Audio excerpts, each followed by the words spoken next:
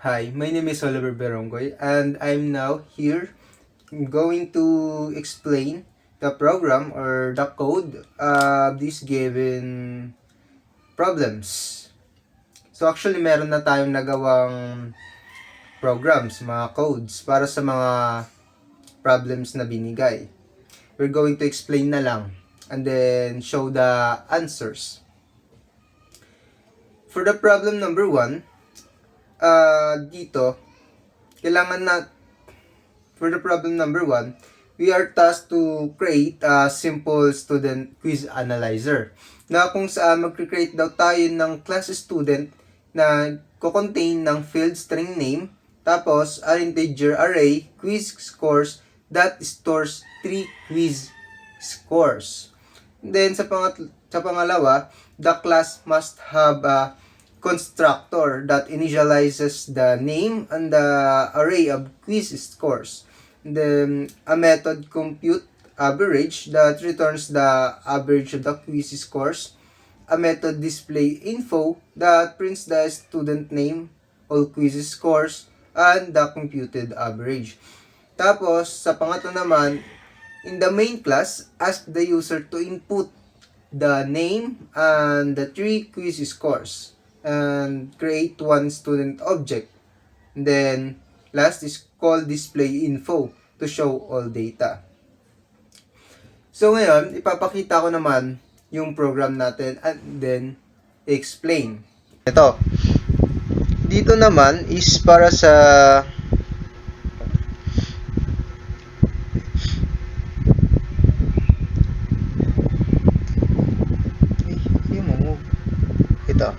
Dito naman is para sa kung paano ma-compute yung average ng scores, quiz scores. Ito, double get average. Double kasi kailangan natin, gusto natin makuha yung decimal number. Decimal number yung kailangan natin para sa average ng score sa quiz. Tapos, int sum, yung sum niyon is ipapag-add natin yung mga scores ng quizzes, yung tatlong quizzes na yon. Tapos once na pag-add na yon, is ipapa-divide natin siya dito sa 3.0. Kasi 3.0, tatlo kasi yung quiz na meron. Dito naman is void show info is para ito para sa information ng student, which is print out yung name, yung score ng quizzes, tapos yung calculated average. Dito naman, in order to run the program or the code, kailangan natin ng scanner. Nag-create tayo dito ng scanner, which is ito. Sa ano na to is para ma-type natin yung mga input natin. Dito is para sa name. Dito naman is para sa nag-ano tayo dito ng create tayo dito ng array na mag-a-ask ng 3 beses para sa quiz ng scores. Ano tayo ng array, 3 beses siya magluloop. Tapos mag-a-ask siya ng 3 beses para sa score, each score dun sa quizzes, and then i-store niya yon sa array. Dito naman sa last is para to sa name and then sa array quiz score para ma-print yung mga result. Once ngayon tapos na tayong ng code, i-try natin mag-run kung gumana yung program.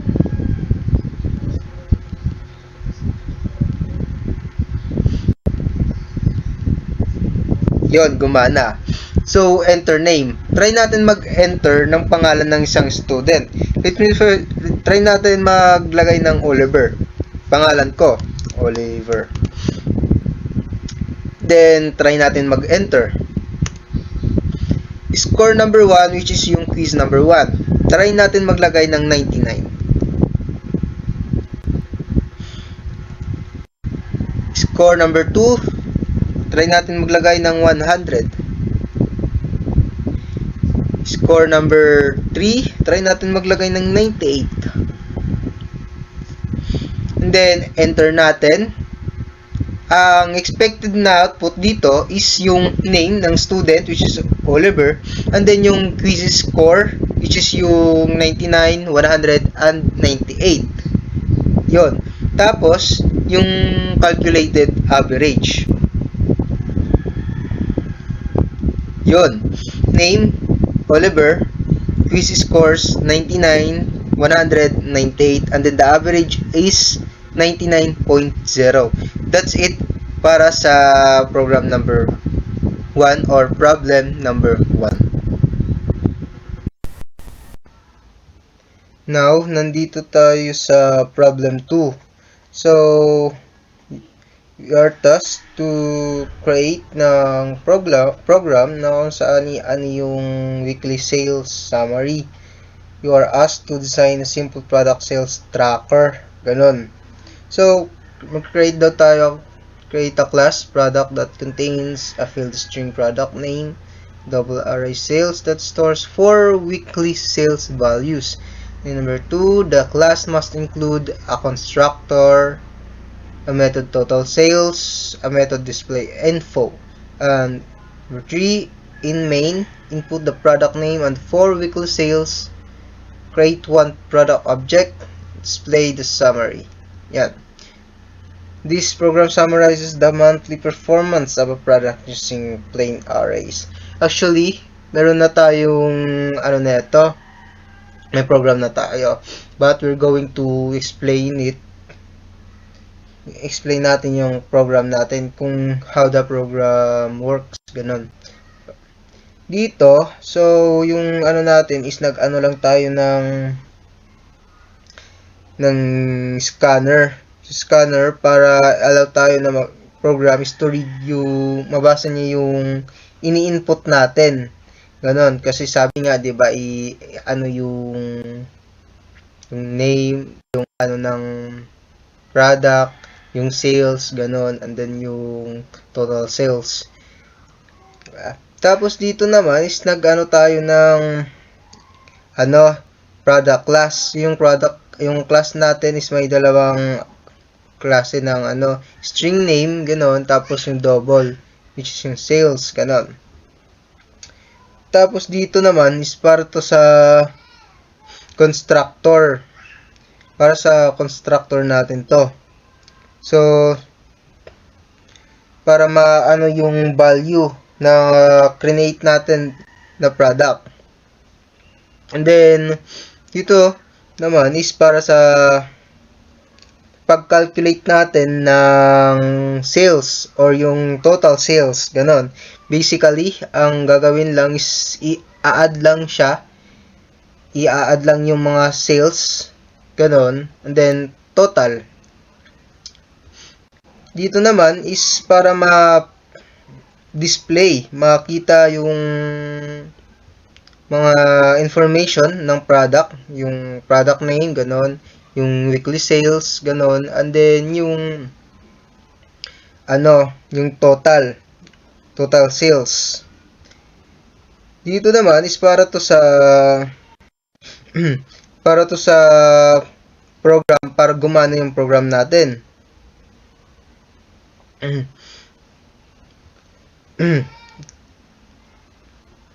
Dito para to sa product name kung ano yung product natin, ganon. And then ito is para to sa naka-array to. Actually, ask neto yung mga weekly sales, yung mga sales natin. So basically, 4 to for week 1, week 2, week 3, and week 4. Ganon. Tapos dito naman is para to sa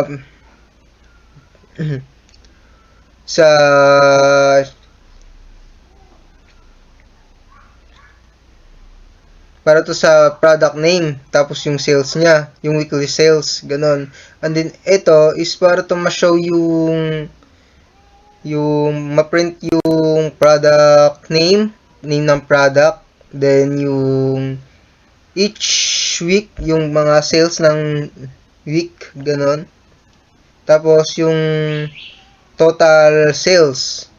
So, try natin siya i-run if gumana. Yon, gumana. So, dito, product name, let's try to put, mag-input tayo dito ng hotdog.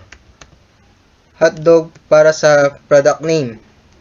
And then, week 1, mayroon tayong sales na, sabihin natin, 708. Yan.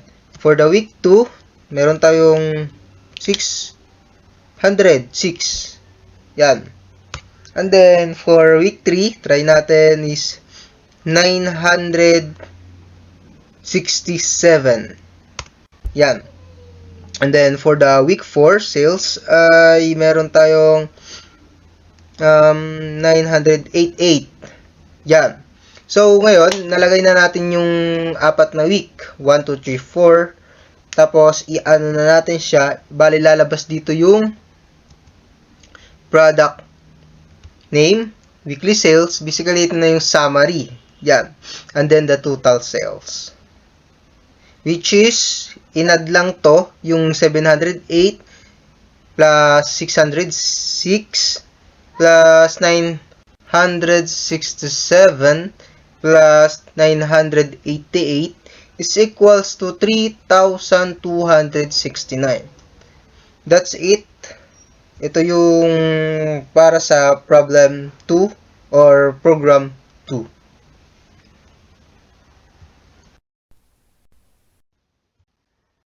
Now, nandito na tayo sa problem 3. Kung saan is yung para sa athlete event time analyzer. Di-design daw tayo ng Java o program na kung saan i-evaluate niya yung athlete's performance sa iba't ibang events kasi merong 5 events daw. Yan. So, ito.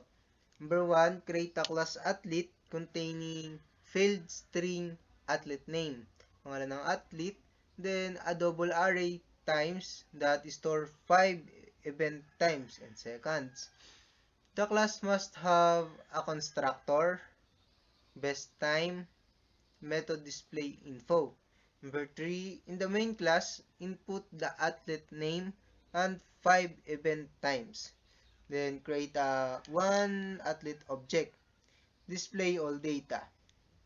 This program analyzes performance by determining the fastest event time. So, basically, again, meron na tayong program and try na lang natin siya i-analyze and then yung sagot niya. So, this is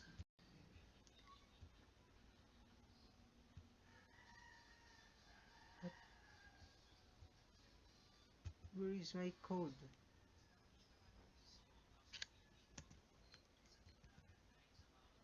Is this my code? So, to. Meron na tayong code. Program na tayo. May program na tayo. And then, yeah. Try natin siyang i-run. Or try muna natin siyang i-analyze. So, ngayon, dito, nag-ano lang ulit tayo ng scanner para mabasa niya yung ini-input natin. And then, dito naman, is para to sa class na i-ano niya yung name, and then yung double and times. Name ng athlete, and then times beses ng yung sa event, ganon. Tapos, dito naman is para to sa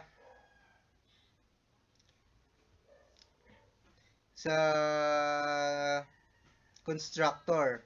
Para to sa constructor. This.name, and then this.times. Sa name ng athlete, ito, And then ito para sa 5 beses na event times. Tapos dito para to sa mahanap yung best time. So, assume i-ano natin na best time. So, maglulup lang to siya. Tapos if time is slower, update the best time. Tapos return daw yung pinaka final fastest time or yung best time. So, lower or faster equals to faster because kasi nga measured siya sa seconds.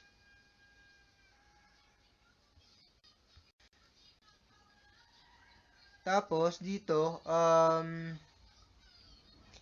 ito basically ano lang to para to sa pag-display ng data ng athlete. Dito is para sa name ng athlete, dito sa times ng beses na sa event, ganun. And then ito para sa fastest best time, ganun. Fastest best time. And then dito naman para mag-run yung program natin. So ito, i-ask niya lang yung name ng athlete. Name ng athlete. Ito, para naman to sa pag-input natin ng 5 beses kasi naka-array to. Ask siya ng 5 beses para sa each event. Ganon. Tapos, dito naman, is para to sa object na create. Ito, i-show niya lamang yung niya lang yung name tapos yung times. Ito show info para lang to sa yung event times, yung lahat ng event times, tapos yung fastest time. Ganun. So now try natin siyang i-run kung gumana. Yun. So since gumana siya, lagay tayo ng name, athlete name. So ang name, sabihin natin Oliver. Now, next is, try natin mag-enter. Event 1, natin, yan, 19. Event 2, 15. Event 3, 10. Event 4 is 9. Enter. Event 5 is 8. That's it. Athlete, pangalan ng athlete, Oliver. Yung times, 19, 15, 10, 9, 8. So, inano niya yung pinakamabilis na natapos na event, which is 8. So, basically seconds to. 8 seconds. Yeah. That's it. So, that's it para sa program 3 or problem number 3.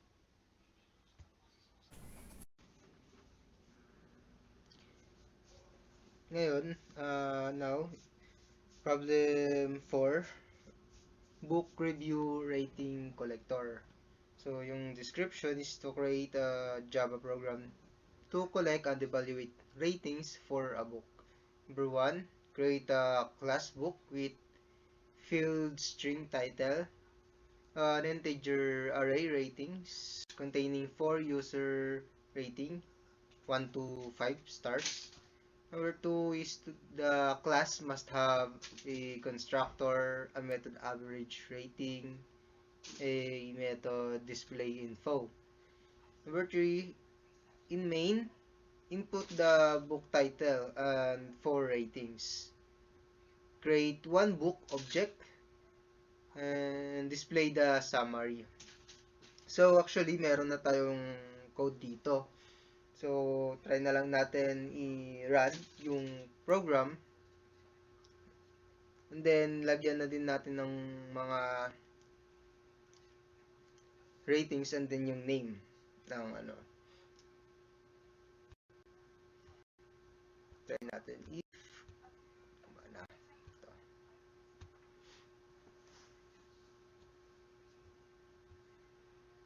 Yun. So, ito, enter book title. Try natin maglagay ng title na anong magandang title. Ang pagong at ang matching. Pwede ba yun?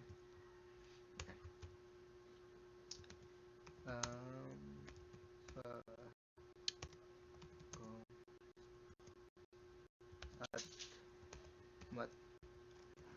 matching. Yeah. Enter. So, enter 4 ratings. 1 to 5. Lagay tayo ng 5. Next, lagay tayo ng 4. So, 4 na ratings yan. So, nakadalawa na tayo ngayon. Pang 3. Lagay ulit tayo ng 5. And then,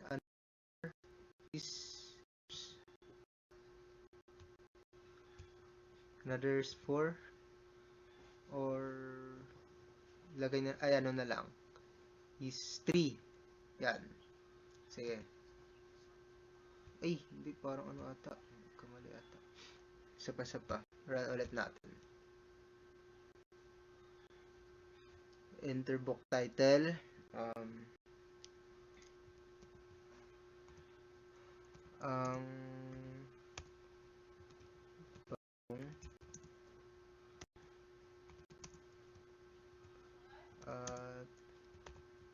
Matching. Rating 5, 4, 5, and then 3. So, tignan natin kung ano yung ito. Rating niya, average rating is 4.25. 4.25. So, ito yung book review summary. So, title is Ang Pagong at Matsing. Rating niya is 5.453. Then the average rating is 4.25. Yep, that's it para sa problem number 3 or program number 3.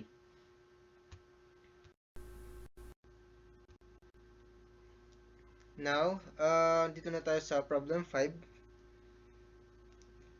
Pinaka-last. Store monthly income report.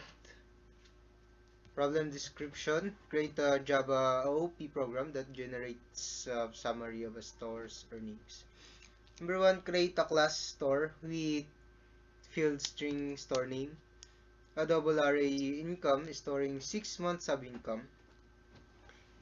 Number 2, include constructor, method total income, method display info, and number 3 is in main, input store name and 6 income values.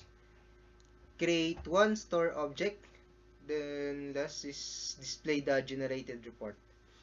So again, meron na tayong nagawang program or code para sa problem number 5. Try na lang natin siyang i-run if gumana.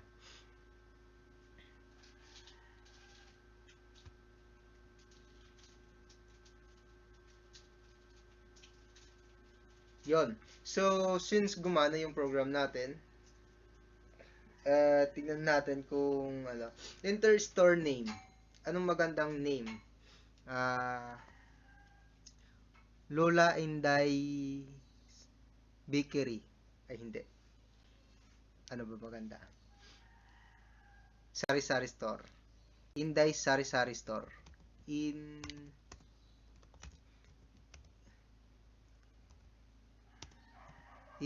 Sari-Sari Stores. Sari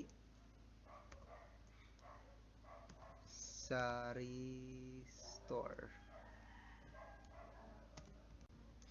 Sari-Sari Store.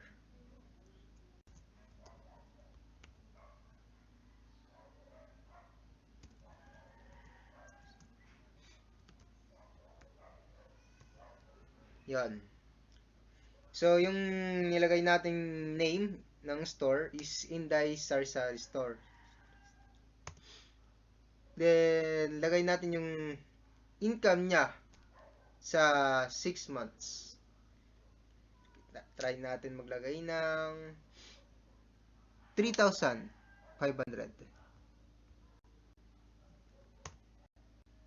Then, another 2,000.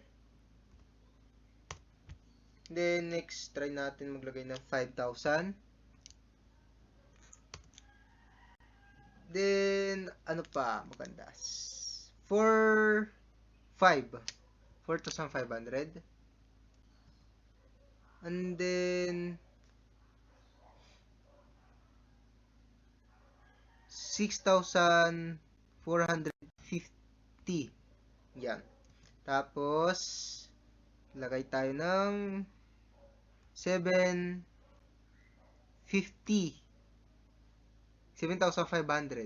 Yan. That's it. So, ito, yung naging report ng store